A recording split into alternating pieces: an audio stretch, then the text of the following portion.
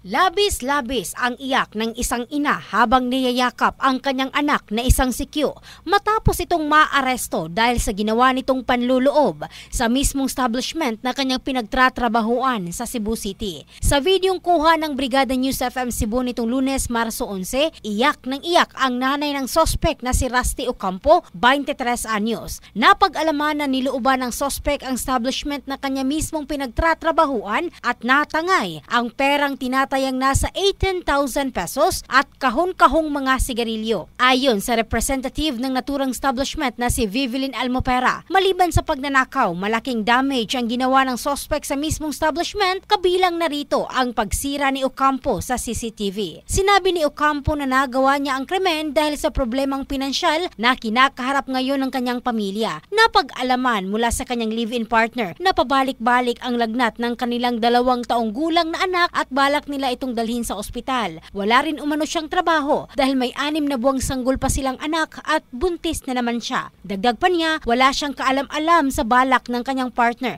at hindi na rin ito nakauwi sa kanila dahil naaresto na pala ito ng mga otoridad. Ang bahaging ito ay hatid ng DriveMax Adult Herbal Capsule, lalaking laging umaangat in the heart of changing lives. Ito si Michelle Craste ng Brigada News Philippines, the Music News Authority.